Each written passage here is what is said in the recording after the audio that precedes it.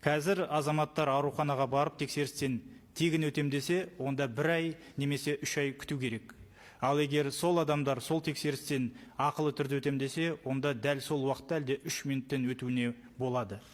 Ал сондықтан еріксізден ақылы қызметті алуға мәжбүр болып, онда біз не үшін ай сайын өзіміздің жалақымыздан жарнаны төлейміз дейді.